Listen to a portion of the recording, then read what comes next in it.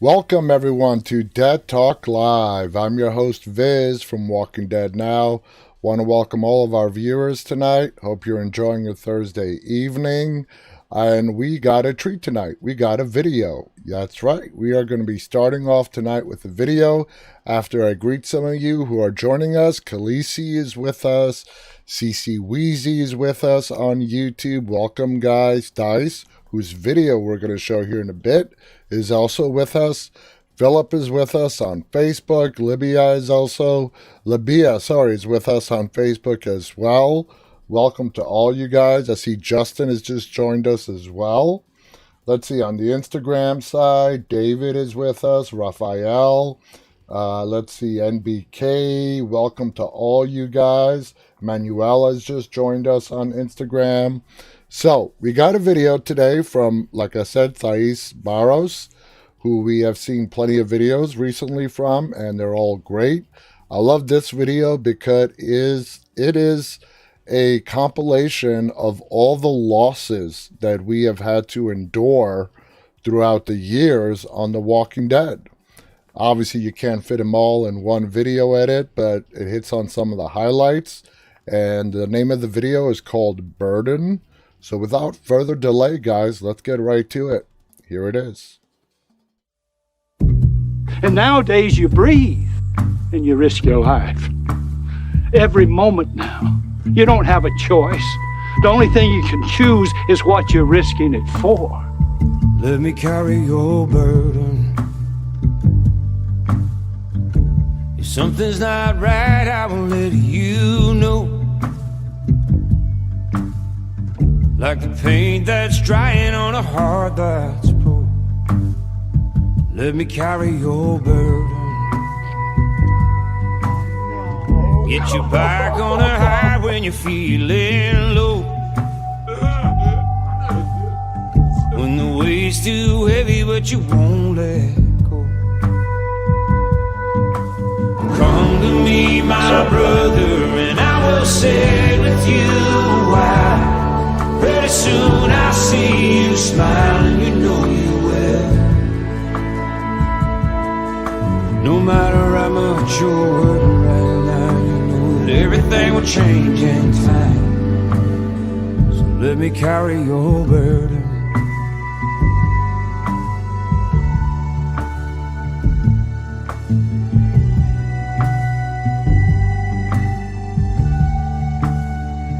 Let me carry your burden. When your mouth's on fire but your mind is cold,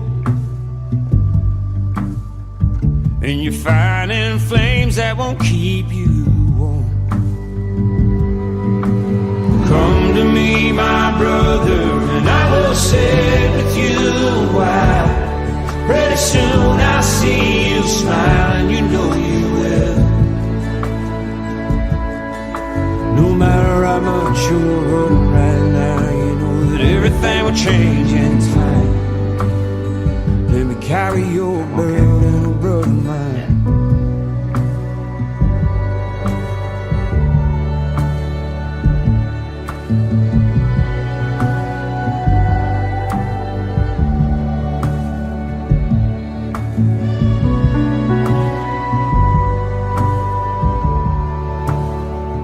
Let me carry your burden. Come tomorrow, you'll be right as rain. It'll quench your fire, wash away your stain. Oh, come to me, my brother, and I will sit with you a while. Pretty soon I'll see you smiling, you know you will. No matter how much you're hurting right now, you know that everything will change in time. Oh, I just might see another light. Got no dog here in the fight. I could carry your burden, oh brother mine. We can make it together. But we can only make it together.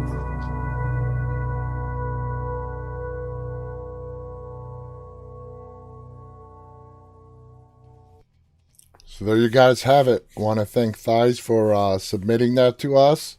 And it's about, like I said, the losses and how people used friends and family to get through all those tough times. Want to welcome some faces that came in while the video was playing. Hello to Philip from Montana. Lisa is from Georgia. Welcome, Lisa. Susiati is also with us. Let's see. Justin Barrett says that has all the emotions. Very well done. Danilin is with us on Facebook, all the way from Malaysia. Welcome, guys. Philip is watching from Montana. On Instagram, let's see some of the comments. That's awesome. Just what we expect. Elizabeth is waving at us on Instagram. So very great video. Thank you so much for submitting that. And let's get on to some of the news that we have today. It was kind of a slow headline day today.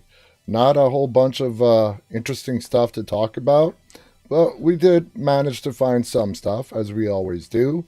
The first one on the list is Denai. Denai Guerrero lands new role away from The Walking Dead. Marvel and The Walking Dead star Denai Guerrero is fast becoming one of Hollywood's most sought-after stars, following her stunning tenure as the zombie hunter Michonne. Ahead of her rumored return to the AMC horror franchise, her next feature film role has just been announced. Denai has lined up yet another post-The Walking Dead role in the upcoming biopic telling Shirley Chisholm's history bid for the White House.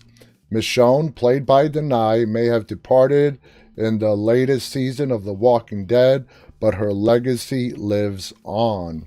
Following the disappearance of Rick Grimes, the sword-wielding warrior took off in search of The Walking Dead's former leading man as one of the series' most popular characters. Michonne is eventually expected to make her thrilling return to the walker-infested American wasteland. However, whether this will occur in The Walking Dead's new spin-off, World Beyond, or the upcoming trilogy of films centered on Rick Grimes has yet to be announced. There has been talk of her possibly even returning to the TV show. So we're going to see Michonne again. There's very little doubt about that. It's just where and when. That's what we don't know. I don't think she even knows yet. In the meantime, Denai has continued to make waves on the big screen, landing several challenging roles outside of her blockbuster career. Guerrero is now confirmed to be playing U.S. politician Shirley Chisholm in the upcoming historical drama, The Fighting Shirley Chisholm. After becoming the first African-American woman elected to the United States Congress, the biopic will detail Chisholm's historic run for the presidency in 1972. Bet you a lot of you guys did not know that out there. Let's see what's going on in the chats. Let's see. Saz says that was an awesome video. Thais writes, do you think that she's going to be in the Rick Grimes movies since the start? I do believe she's going to be in the Rick movies, not from the start. In fact, I'm willing to probably bet if there really is going to be 3 of them, we might not see her till the very last one. Some other people, we've discussed this before, some other people feel that we might see her in the second, but the possibility of us seeing Denai as Michonne in the first one doesn't seem likely. I don't see how that's going to work. My best guess would probably be the last one, which would be the 3rd movie. Either way, we're going to see Michonne again. We just don't know when or where. I told you there were rumors of her even possibly returning for some episodes for the final season of The Walking Dead. Although it's not going to be the first half of season 11. If she does come back to the TV show, it's probably more than likely going to be in the second half, which is going to be in 2022. But we just have to wait and see. Want to welcome Thiago, who's joining us from Brazil. Brazil, guys, Brazil is so huge in The Walking Dead. It's amazing. And I just want to give a shout out to all our fans watching in Brazil. It is amazing how huge The Walking Dead is in Brazil. It is huge. It is phenomenally huge. All right, next thing on our list that we have, Negan is still a problem in Fear, just as we saw in this last Sunday's episode. Despite being on a different show, Jeffrey Dean Morgan's Negan is having an impact on Fear the Walking Dead Season 6. Negan hasn't been a full-blown villain for several years in the Walking Dead universe, but some characters still have not recovered from the struggles and tragedies he put them through.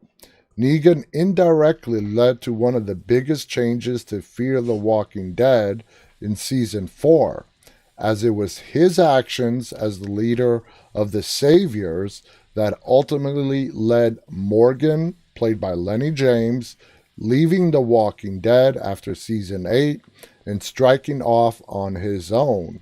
He also contributed to the show getting its second crossover character in Season 5, when John Dory, played by Garrett Dillahunt, and June, played by Jenna Elfman, crossed paths with the former Savior, Dwight.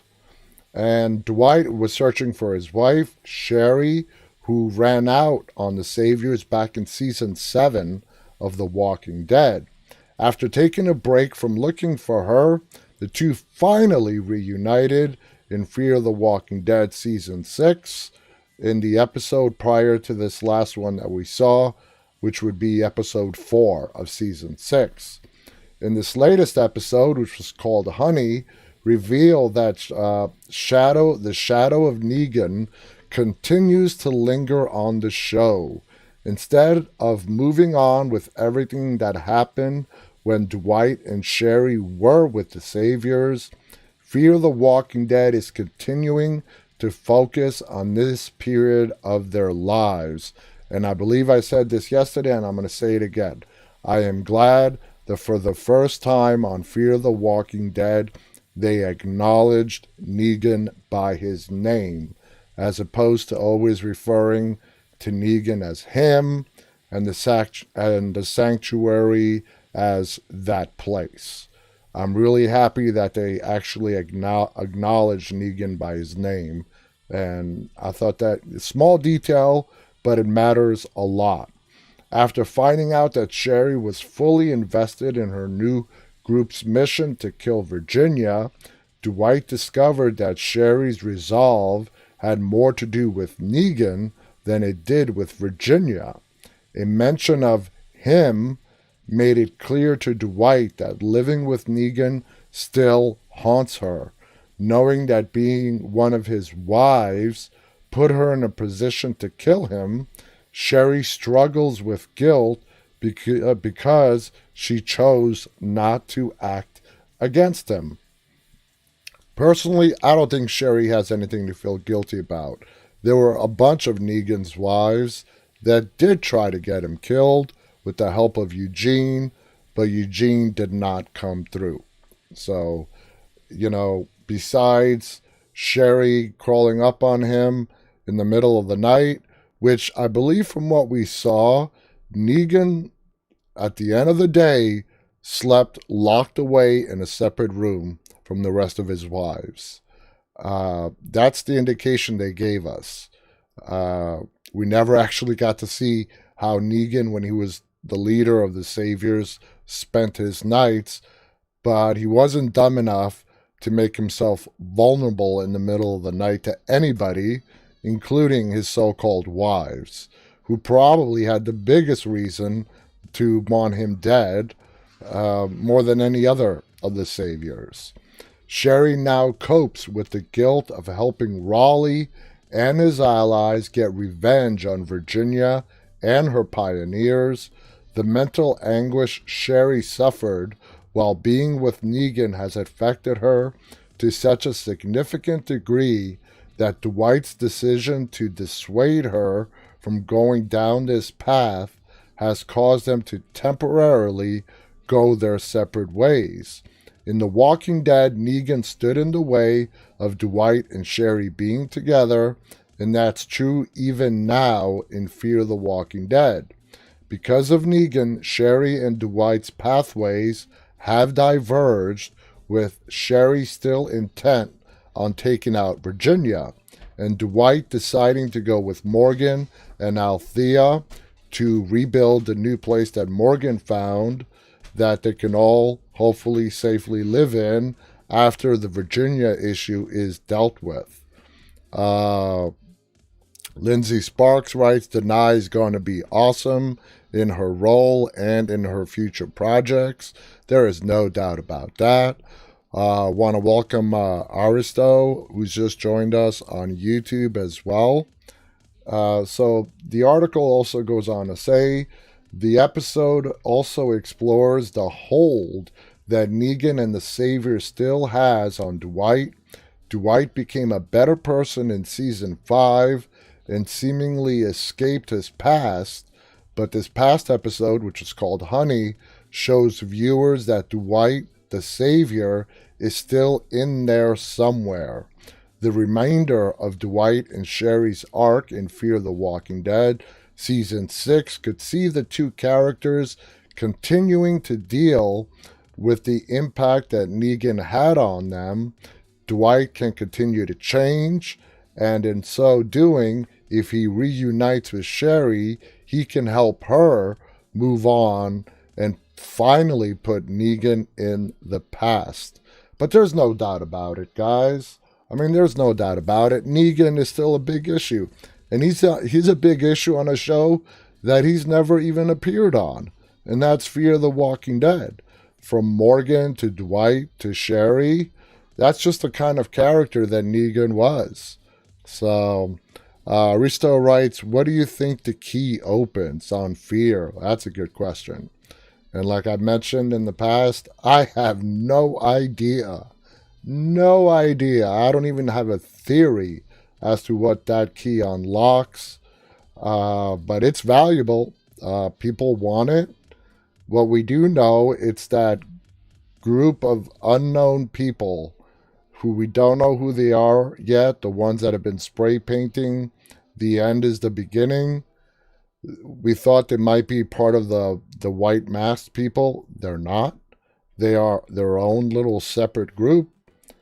We don't know how big they are. They have their own agenda. No idea what it is. No idea what their slogan, the end is the beginning, means. But obviously the key to that beginning has something to do with the key. So we just got to wait and find out. We got to watch and see what that's all about. It's going to unfold. And a little side note here, guys, that you may not know. The first half of Fear the Walking Dead this season is only going to be 7 episodes, not 8, according to what's listed so far. So we only have 2 episodes left of the first half of Fear the Walking Dead. Now, there's still 16 episodes slated for this entire season, which means that there are going to be 9 episodes in the second part of this season, which will probably start sometime in February. But only 7 episodes for the first half. So we only have 2 more episodes, and the second one is going to be the mid-season finale. So we're about to approach a mid-season climax. Something's going to happen. A lot's going to happen. A lot has been happening. And I'm really curious how they're going to finish off the first half of Fear the Walking Dead. Because so far it's been absolutely amazing. Want to say hello to Philip Thomas, who says he has to go back to work. Thank you for joining us, Philip. A lot of love hearts floating up on Instagram. Thank you, guys. I love those things. Let's see what you guys are saying. Watson is giving us a thumbs up. Glenn Ree is waving at us. Welcome to Peter, who's just joined us. Thank you guys for joining us. Next article. This is more of, it's not even really an article. It's, fans reacting to the whole New York trek that's going on in World Beyond. The whole theory on some people believing it's not going to happen, they're never going to make it to New York, and how some other fans believe it is going to happen. Let's just read, and because I love to hear other people's opinions and theories. It's only about halfway through its first season, but so far The Walking Dead World Beyond has kept a very tight focus on its narrative. After the first episode established the world of the series, America 10 years after the events that kicked off the original Walking Dead, it set the show off on a singular journey. Almost all of the action thus far has focused on sisters Iris and Hope, as well as their traveling companions who are on a journey across country to find their father, who sends them a distress signal from the headquarters of the secretive Civic Republic military, supposedly in New York. The only time we leave the perspective of their Nebraska to New York odyssey is to get brief flashes of CRM HQ, where it now seems clear that they are awaiting the group's arrival. Why? We have no idea. Why does the CRM want Iris and Hope to go to their headquarters? No idea. Why go through this elaborate plan to get them there? If they want them so bad, they could have easily snatched them up out of Omaha, the Omaha colony, while they were butchering everyone there. The Walking Dead World Beyond is totally centered around this trip to New York. However, fans of the series recently posted, what if the group never actually makes it there? Fans recently took to threads to discuss the possibility that the series isn't actually going to see its characters reach New York, and that the entire trip may have been one big bait and switch. In the threads, New York is a red herring. They're saying, since episode 4, I've been fully convinced that the New York trip won't ever actually happen. Well, the trip is happening. Whether they make it to New York or not is another thing. They went on to explain what this New York trip is. Is it an arc that is to get used to all these characters, to know who they are, to get them to care about one another, and to become more experienced with the outside world and then defending themselves? Another theory is, once we've bonded with the characters through the hardship of their journey, they expect the show to throw them into even more intense and unexpected situations. For them, the improbability of the group, who are unprepared, undersupplied, and don't really even know where they're going, successfully traveling by foot from Nebraska to New York State seems too far-fetched, even for TV. They said they don't have enough episodes to show the journey to New York without a large time skip, and there's just far too many weird holes in the logic as opposed to the distance. That was sort of addressed last week, this past Sunday, when they actually got access to a vehicle. So obviously, whoever wrote this was written before last week's episode aired, where now they do have a truck. And next week's episode is going to be about them getting gas. And it looks like we are going to see some kind of CRM, at the very least, outpost, fueling station, whatever you want to call it. It's this big building that there's 8 of them now that make a stop to try to get some gas. Better yet, try to steal some gas. So we got to see how that plays out. But if they are successful in getting gas, then yeah, getting to New York, even by the end of season 1, becomes very plausible. And no plot holes there. So we just got to wait and find out. Want to welcome Mary61 Mom. Adriana is also with us on Instagram and is waving. So welcome to all you guys. Thank you for joining us. The next thing we have, this is kind of interesting. AMC taps Mountain Dew in bid to open up Walking Dead to product placement. Now, you guys are probably wondering, what the hell is that? You guys, all of us, have watched movies, TV shows, where big company brands are shown in the TV show or the movie. The best example I can give you is, how many times have you guys watched a TV show or a movie and have seen an Apple MacBook? Okay? That is not just there because of convenience. It's the closest laptop they had when they were filming. Everything is there for a purpose. And Apple pays the movie, the TV show, to get their products onto the screen. You can sort of call it some kind of subliminal marketing, if you want to call it that. Well, AMC and The Walking Dead are going to start tapping into that. And you're wondering, as I was, well, how the hell are you going to do that in a world that dissolved well over a decade ago? So let's see what it says. When you're fighting a legion of undead, you need reliable weapons, a plucky attitude, and this week at least, a bottle of Mountain Dew. The citrusy PepsiCo soda will this Sunday appear in a new episode of AMC's World Beyond. And not only on screen, characters will mention the beverage by name in the scripted dialogue.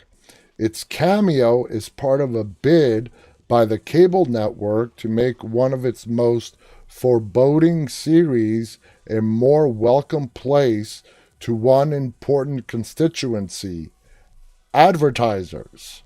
Money. This is definitely something that we love doing, and we want to do more across the universe, says Kim Granito, AMC Network's Senior Vice President of Integrated Marketing, in an interview cautioning that any appearance of a product in a scene of any Walking Dead series needs to be authentic to that world. AMC has been extremely cautious when it comes to weaving product appearances into its signature series and its various spin-offs over the course of a decade. Indeed, there has been only one major Madison Avenue property featured in any of the series since The Walking Dead debuted in 2010. A Kiwi green Hyundai Tucson that served as sort of a getaway vehicle designed to help the characters get out of difficult situations. Viewers on Sunday will see one of the World Beyond characters, played by Annette Mahandru, who is Huck. A surprise another, played by Nico Tortorella, with a full bottle of Mountain Dew, cloaked in a label that might have greeted a consumer around the year 2010. Is this legit? He asks, mentioning the soda by name. I will never stop missing these. I mean, I used to drink this like water back in the day. At the show's peak, a 30-second ad in The Walking Dead could cost as much as, check this out, how much do you guys think a 30-second commercial would cost during the peak of The Walking Dead? Any guesses out there? Anyway, at its peak, when the show was averaging around 15 million viewers per week, it was over $500,000 for a 30-second spot during The Walking Dead, which is a lot of money.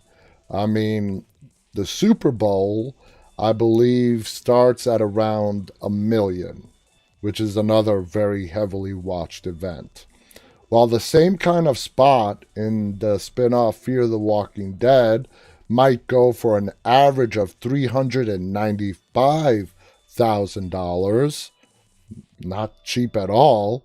According to a variety of surveys of ad prices, in recent seasons, however, a 30-second ad in the flagship cost $135,369, and the same in Fear cost around $52,737.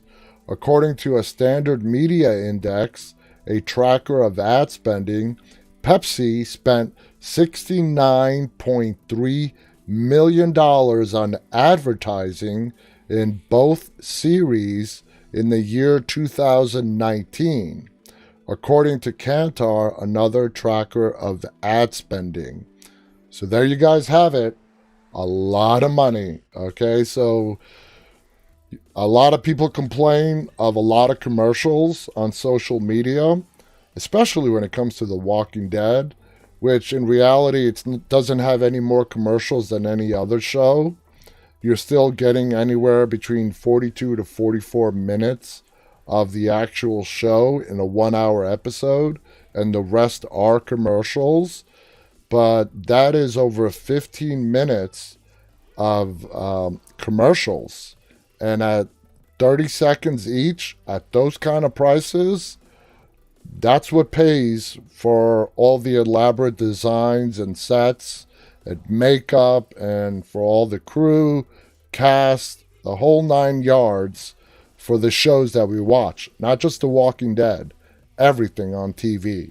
So, a little lesson in advertising there. You guys have some wild guesses up there. $30 million. CC Weezy came in a little too low at $100,000. Khaleesi said $1 million.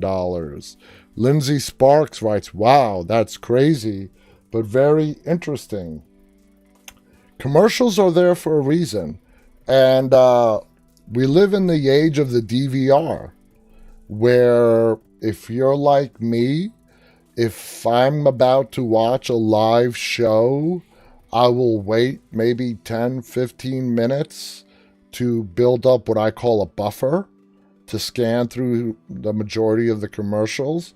But as I'm scanning, if I see a commercial, like a trailer for a movie or any kind of other commercial that looks interesting, I will stop and watch it. So commercials are very effective, and it's big business, big business for almost every network out there, all of them. So there's always ways to advertise. And like I said when I started this topic a few minutes ago, all those MacBooks that you see on TV shows and in the movies, yeah, Apple pays to get those products in there. Every product, whether it's a Coke, a brand of potato chips, whatever, an iPhone, an Android, it's all paid for. It's not there out of convenience. So anyway, let's get started on tonight's topic. Tonight we are going to be comparing the Greene farm versus the prison. The Herschel farm versus the prison that we were introduced to in season 3.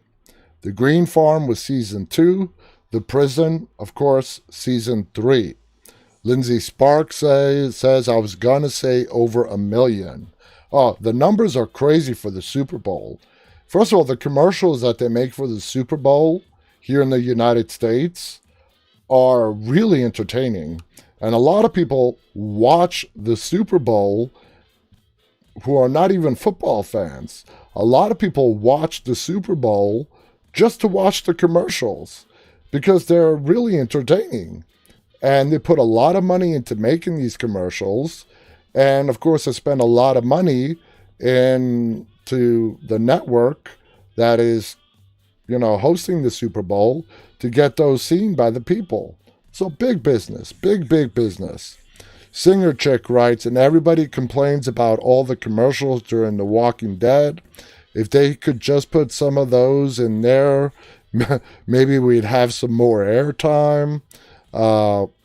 Singer Chick also writes, "That's me. I watch for the commercials." Yep. So Singer Chick watches the Super Bowl for the commercials. And I bring up the Super Bowl because that is probably by far the most watched event in the United States. And also, along with that, comes the most expensive ad space to buy. So, comparing the Greene Farm and the Prism. As always, feel free to chime in, guys. And if you guys want to call in, I do have the phone lines open. The number to call in is 718-509-9270. If you're inside the U.S., if you're outside the United States and you want to call in, just open up your Skype app, look for us. Our name is Walking Dead Now. Add us to your favorites so you don't have to go searching again. And as long as you use Skype, it's a free Skype to Skype call. So if you want to chime in with opinion theories on tonight's topic or anything else Walking Dead related, please feel free to call in.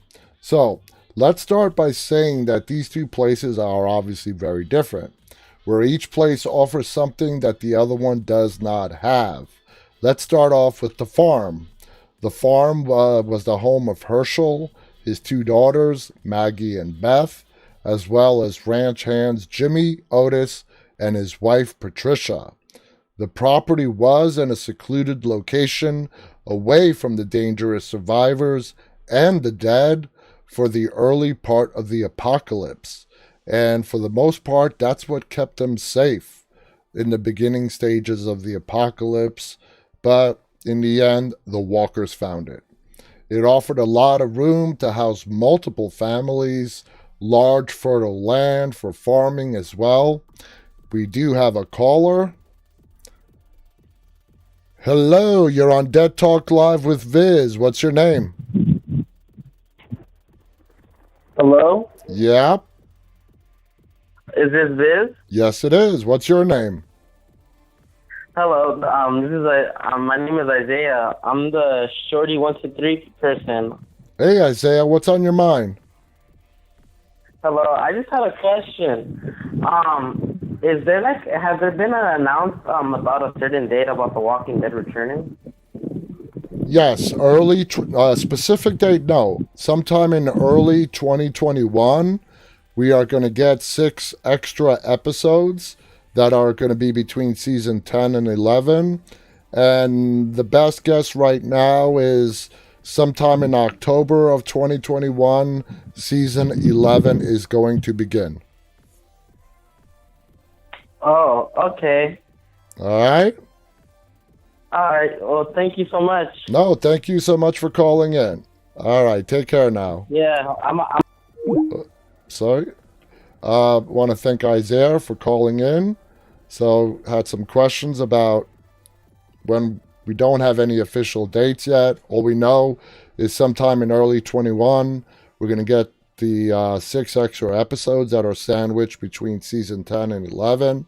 And at the end of 21, hopefully, barring any more delays, we are going to get the start of season 11, which is going to spread over 2 years. So going back to the farm, not far from the property is the small town where Glenn and Maggie got their medical supplies, where they went to that pharmacy. If you all remember, there's a chemist there.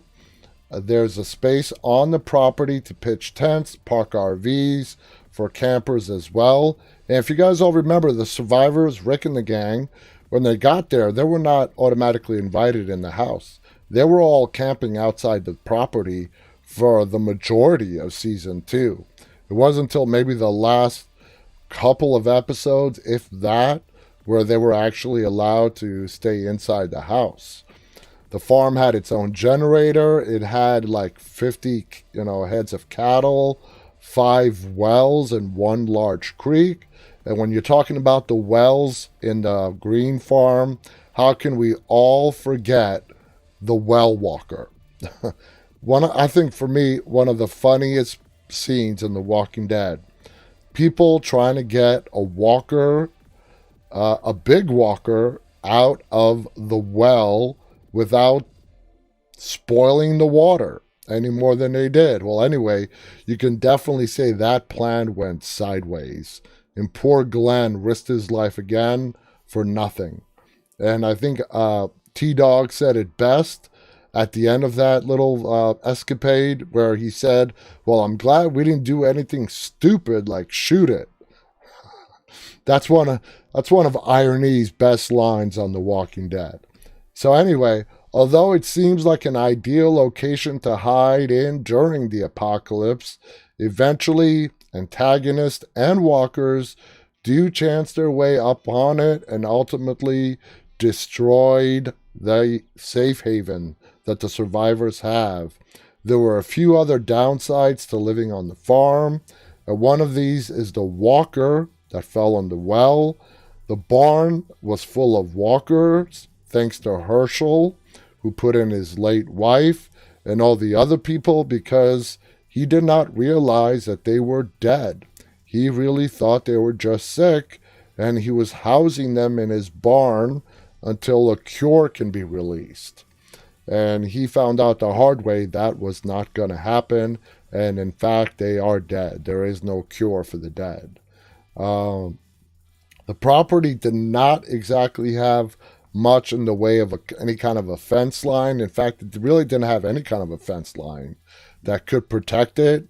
No walls, no fence line. It only relied on seclusion. There was a river that also protected it and acted as a barrier. After things went south on the farm, the survivors left and they found their new home, which was the prison. The West Georgia Correctional Facility, which I know you guys can't see, but I am wearing a t-shirt, honoring the West Georgia Correctional Facility on The Walking Dead.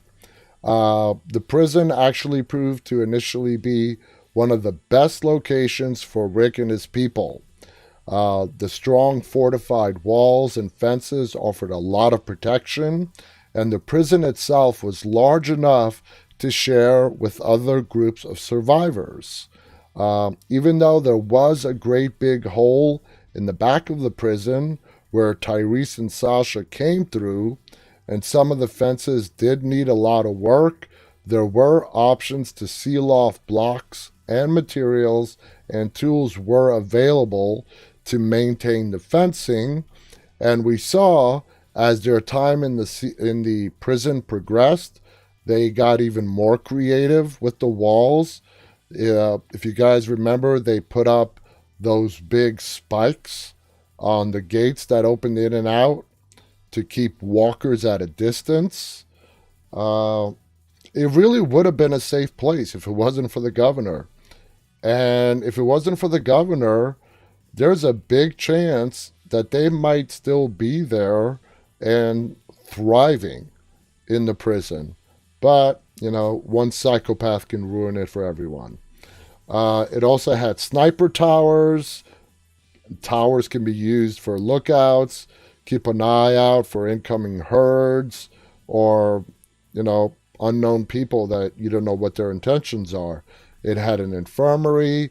It had a cafeteria that we all know that the 5 prisoners that were discovered there by Rick and the group were living in that cafeteria since the apocalypse, all the way up until Rick and them showed up to let them know what's going on.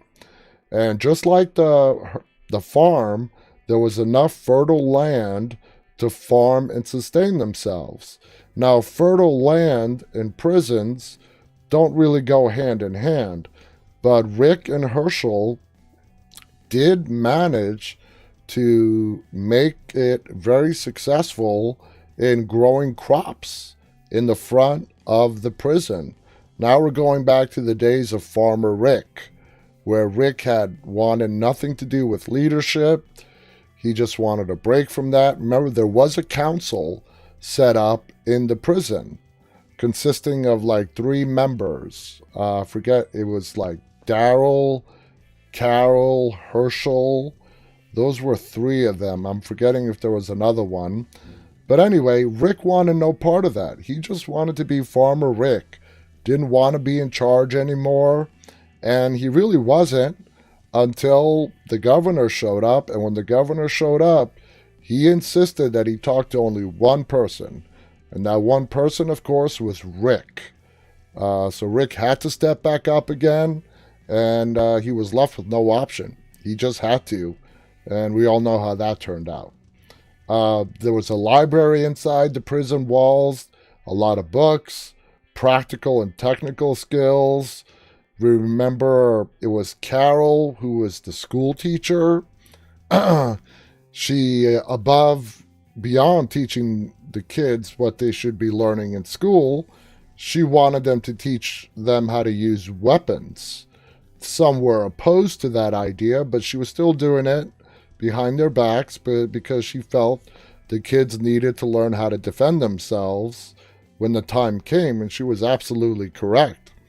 Lindsay Sparks on Facebook writes, loved Farmer Rick. Khaleesi writes, Sasha and Glenn, I think, were too. Angel is with us on YouTube saying, I love Carl. Wilson says, always baffled by how many walkers at the fences at the prison. Surely the prison is away from the population.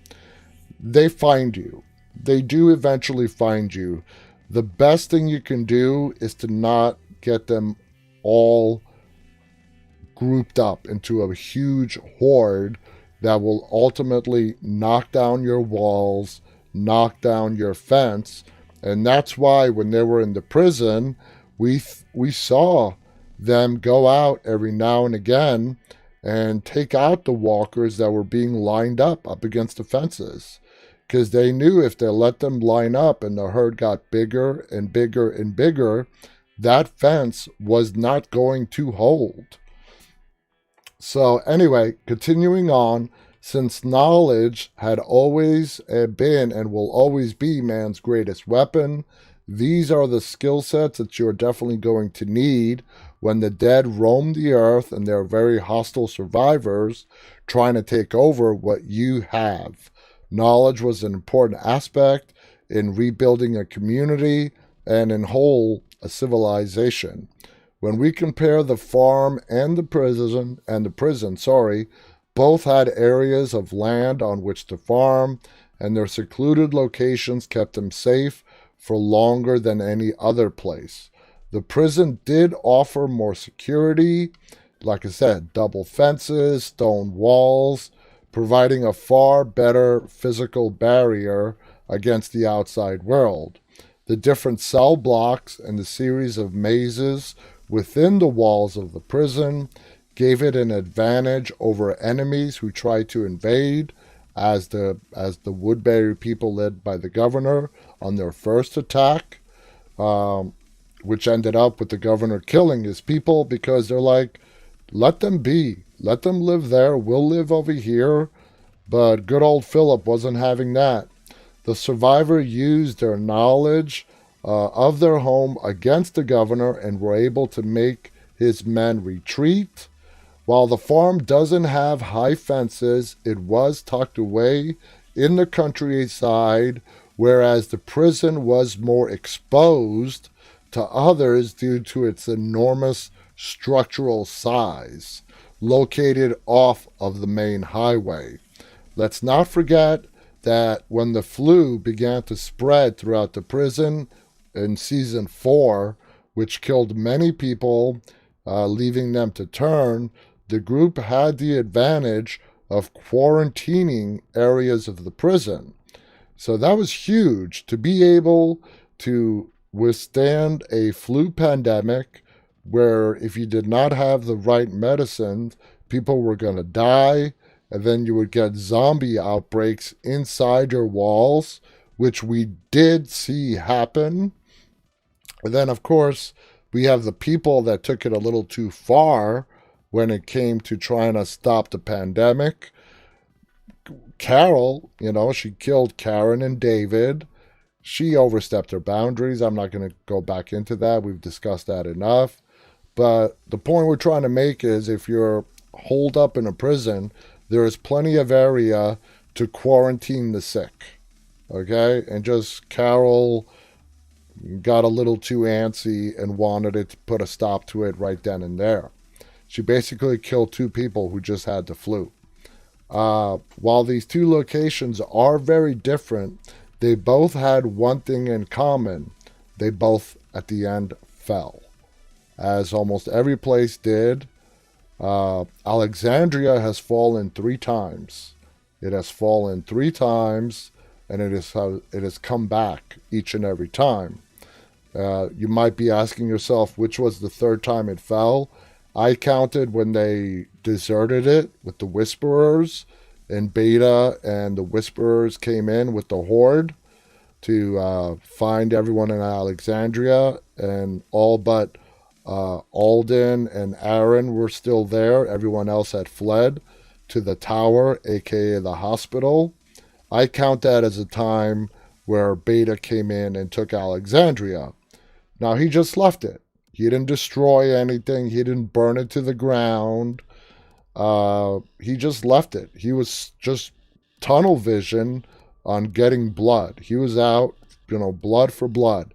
He wanted revenge for them killing Alpha, and he didn't really care about where they lived. So he came in, they weren't there, and he left. Now, finishing up, the prison fell after the 2nd attack by the governor. The governor wanted it for himself. In reality, his true motivation was he just wanted to kill Rick. He wanted to kill Rick. He wanted to kill Michonne. He wanted to get revenge on the people that he felt hurt him. All right? He wanted to get revenge against the people that did defeat him. And he was not going to stand for that. This really shows us that no matter what or how things are set up, things can go wrong really quickly. And the survivors need to learn to be adaptable. And with the prison, they did have an escape plan.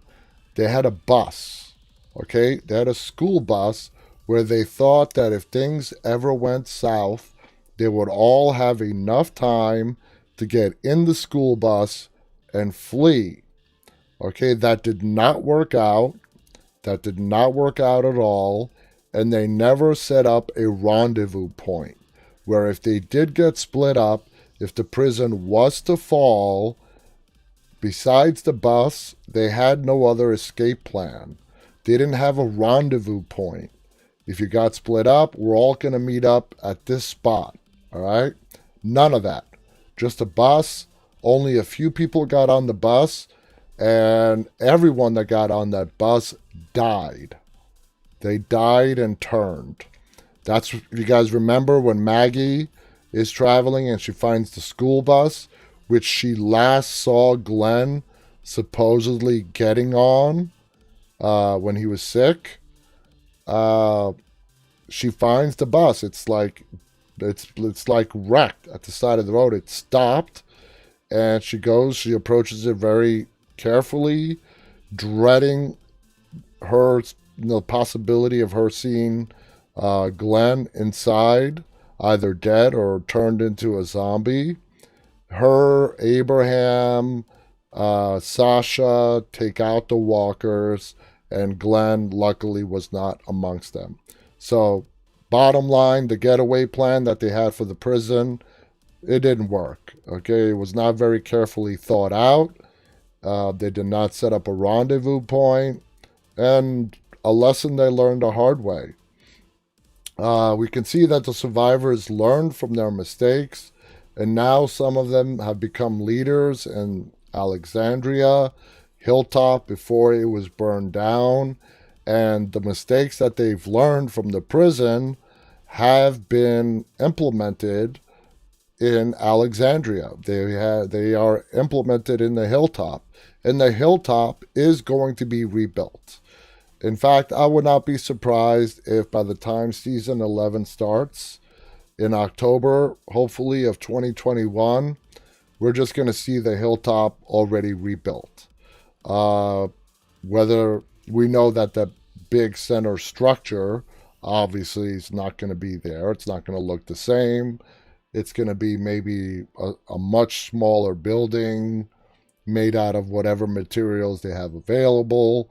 But out of all the communities that we currently have in the Walking Dead universe, the Hilltop is by far the most fertile land. And they're not just going to leave it because the Whisperers burnt down the buildings. They're not. The Whisperers have been defeated. They're going to go back. The survivors are going to go back to Hilltop because they know the value of that land. Okay? The walls are mostly burnt. They can be rebuilt. So it would not surprise me one bit if at the start of season 11 we see the Hilltop already rebuilt, and we're not going to actually get to see the process of them rebuilding it. It's pretty dull. Who wants to see them putting up a new building and sheds and so on? So that's my guess. So anyway, guys, we are almost out of time for tonight. I just want to read some of your comments before we go. Wilson on YouTube writes, they lost a lot of people at the prison, sickness, walkers, etc. That's absolutely the truth. Welcome to Summer, who joined us on Facebook, who also writes, the governor sucked. Yeah, he was a pretty bad dude. Jason on YouTube writes, Lizzie started to go nuts in the prison with her belief that the walkers were real people and were her playthings. Lizzie had some issues, no doubt about it. I mean, she ended up killing her little sister because she thought that they were better off if they were to die and come back as one of the walkers. She truly believed the walkers were just a different type of people. She gave them names. Remember, she fed them. She was the one that we saw in the beginning of one of the season 4 episodes, feeding the rats to the walkers just outside the fence. We saw her slowly start to get worse and worse, where as we were watching those episodes, we knew that something was going to happen. It was going to come to a head in one way or another in regards to Lizzie on The Walking Dead. The way it happened, though, what she did, I think surprised all of us. If anyone here says that they knew that, that Lizzie was going to kill her sister Mika, I'd have a hard time believing you, because what they did, I think it shocked the crap out of all of us. I did not see it coming, and I doubt if anybody else saw that coming as well. Lindsay Sparks on Facebook writes, Lizzie was off before the prison. That's true. We don't actually get to see a quote-unquote sane Lizzie. You can very much say that the trauma with Lizzie started when her mom died. And it got a lot worse when her father died inside the prison. When we got to meet Lizzie, she was already thinking of the walkers as her friends, her buddies, naming them, feeding them, and so on. We never got to see how it all started for her. But you could surmise it might have happened when she lost her mom, and then losing her dad did not make things any better. Summer writes, it shocked me that Carol killed her. Well, Carol has always been the one to step up and do the stuff that nobody else wants to do. Lizzie was a clear danger to everyone alive. She was seconds away from killing Judith if Carol and Tyrese did not show up in that episode. So, man, that episode is iconic. It's iconic. It's called The Grove. And it's also Michael Satrazemis' directorial debut. And what an episode did he give us. Anyway, guys, thank you so much for joining me tonight. Please visit us on the web. Our website is deadtalklive.com. Please visit us on YouTube. Our channel's name is Walking Dead Now. Throughout all our social media accounts, our account name is Walking Dead Now. on YouTube, Instagram, Facebook, and Twitter. I'll be back on the air again tomorrow night with confirmation for a date for Zoe Coletti, Dakota. It's going to be very soon. I know the date. I'm just waiting for 100% confirmation tomorrow morning. But it's going to be very, very, very soon where we're going to have Zoe Coletti, Dakota, from Fear the Walking Dead, Virginia's sister, as our guest. Thank you so much. Have a great night. Stay safe and stay walking.